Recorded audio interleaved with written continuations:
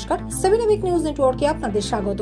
নন্দীগ্রাম বিধানসভা কেন্দ্র থেকেই লড়েছিলেন তৃণমূল সুপ্রিমো মমতা বন্দ্যোপাধ্যায়, বিপরীতে ছিলেন বিজেপি নেতা শুভেন্দু অধিকারী। সেই নন্দীগ্রামে এবার বাড়তি নজর দিল রাজ্য সরকার। আগেই নন্দীগ্রামে আইসি থানা এবং মডেল থানা করা হয়েছিল, এবার সেই থানা ভেঙে 3টি থানা এবং আরো 2টি পুলিশ ফাঁড়ি তৈরি করার প্রক্রিয়া শুরু হলো। নবান্নের তরফে ঘোষণা হতেই কাজ শুরু হলো হলদি নদীর পারে সোনাচূড়া গ্রাম পঞ্চায়েত অফিসের সামনে সোনাচূড়া ফাঁড়ির। রাজনৈতিক হিংসা অশান্তিতে বারংবার খবরের শিরোনামে উঠে এসেছে নন্দীগ্রাম।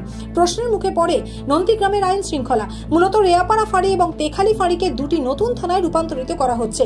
আরো 2টি নতুন ফাঁড়ি হচ্ছে সোনাচূড়া এবং রামচক।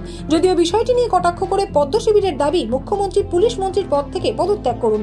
পাল্টা তৃণমূলের দাবি বিরোধীরা অপকাণ্ড করতে পারবে না বলে বাধা দিচ্ছে। ঋতু বদলের প্রথম থেকেই উত্তরে দাপট দেখাচ্ছে বর্ষা। শুধুমাত্র উত্তরবঙ্গ নয়, নেপাল, ভুটান সহ প্রবল বৃষ্টিতে বিধ্বস্ত সিকিমও। অন্যদিকে নাগারে বৃষ্টিতে উত্তরাখণ্ডের পরিস্থিতি খুবই শোচনীয়। পাহাড়ি নদীর জল বিপদসীমা পার। গতকাল রাত থেকে একাধিক জায়গায় ভূমিধসের খবর মিলছে। এই মুহূর্তে যে ছবি আপনারা দেখতে পাচ্ছেন, ওপর থেকে খসে পড়ছে একের পর এক বিশাল আকার পাথর। হারহিম করা সেই ঘটনা বর্তমানে ভাইরাল, যার ফলে বন্ধ হয়ে গিয়েছে চামেলি বদ্রীনাথ হাইওয়ে। বিপর্যস্ত উত্তরাখণ্ডের একাধিক জেলার জনজীবন কার্যত স্তব্ধ। বন্ধ হয়ে গিয়েছে চারধাম যাত্রাও। জীবনের ঝুঁকি নিয়ে ভরা বর্ষায় খাড়িতে নৌকো নিয়ে মাছ ধরতে যাওয়াই হলো কাল। নৌকার ওপর থেকে মৎস্যজীবীকে তুলে নিয়ে গেল উপকূলের ত্রাস রয়্যাল বেঙ্গল টাইগার। সুন্দরবনের দেবাকি জঙ্গলের কাছে ঘটে দুর্ঘটনা। সঙ্গে সঙ্গে বন দপ্তরকে খবর দেওয়া হলে এখনো পর্যন্ত খুঁজে পাওয়া যায়নি আক্রান্ত মৎস্যজীবী আবুর আলী মোল্লাকে। সূত্রের খবর, গতকাল রাতে নৌকায় থাকা আবুর আলীর ওপর বাঘ আক্রমণ করলে সঙ্গে থাকা বাকি 5 জন মৎস্যজীবী চেষ্টা করেও শেষ রক্ষা করতে পারেননি। খবর পেতেই কান্নায় ভেঙে পড়েছে তার পরিবার। শোকের ছায়া এলাকায়। সকাল থেকেই আজ দক্ষিণবঙ্গের একাধিক জায়গায় বৃষ্টিপাত হয়েছে। আর বৃষ্টি ভেজা সকালেই মর্মান্তিক দুর্ঘটনা ঘটল পূর্ব মেদিনীপুর জেলার বাজকুলে। জানা গেছে, এদিন সকালে যাত্রী বোঝাই একটি মেশিন ভ্যান দীঘার দিক থেকে নন্দকুমারের দিকে যাচ্ছিল। দীঘা নন্দকুমার জাতীয় সড়কের বাজকুল এলাকায় আসতেই উল্টো দিক থেকে দ্রুত গতিতে আসা একটি ট্রাকের সঙ্গে মেশিন ভ্যানের সংঘর্ষের ঘটনা ঘটলে ঘটনাস্থলেই মৃত্যু হয় 2 ব্যক্তির। দুর্ঘটনার জেরে গুরুতর আহত হয়েছেন মেশিন ভ্যানের আরো 2 যাত্রী। খবর পেয়ে পুলিশ ঘটনাস্থলে পৌঁছে আহতদের উদ্ধার করে নার্সিং হোমে ভর্তি করে। তাদের মধ্যে একজনের অবস্থা আশঙ্কাজনক। মর্মান্তিক এই দুর্ঘটনার জেরে তীব্র চাঞ্চল্য ছড়িয়ে পড়ে স্থানীয় বাসিন্দাদের মধ্যে। জাতীয় সড়ক অবরোধের হুঁশিয়ারি দেন এলাকার বাসিন্দারা। মৃতদেহ 2টি ময়না তদন্তে পাঠিয়েছে পুলিশ। শহর কলকাতায় ফের রহস্যজনক মৃত্যুর ঘটনা। শুক্রবার ঘরের ভেতর থেকে বছর 38-এর এক যুবকের অস্বাভাবিক দেহ উদ্ধারের ঘটনা ঘটল করিয়া থানা এলাকার ব্রাইট স্ট্রিটে।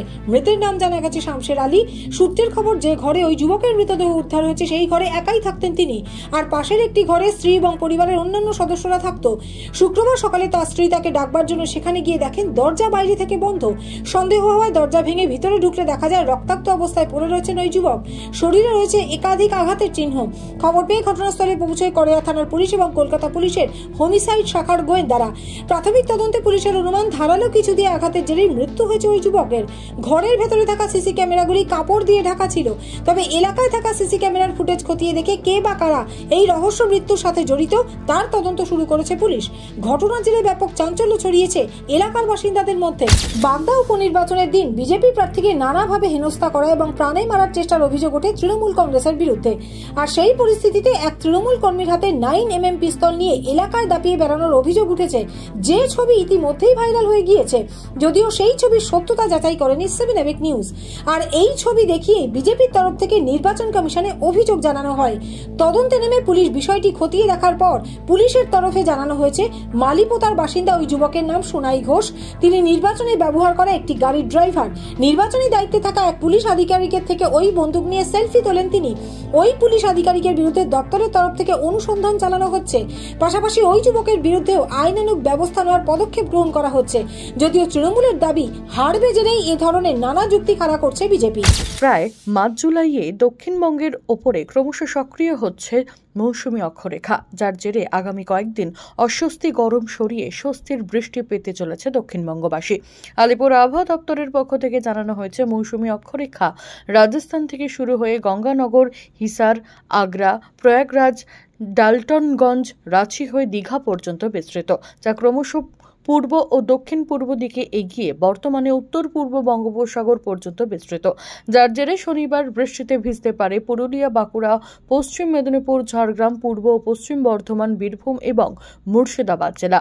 বৃষ্টি হবে কলকাতা সহ অন্যান্য জেলাতেও। তবে আগামী সপ্তাহ থেকে উত্তরবঙ্গে বৃষ্টি কমবে বলে খবর। সমস্ত খবরের আপডেট পেতে লাইক করে সাবস্ক্রাইব করুন সাবনাভিক নিউজ। সেই সঙ্গে বেল বাটন প্রেস করতে ভুলবেন না। আপনাদের একটা সাবস্ক্রিপশন আমাদের জন্য অত্যন্ত মূল্যবান।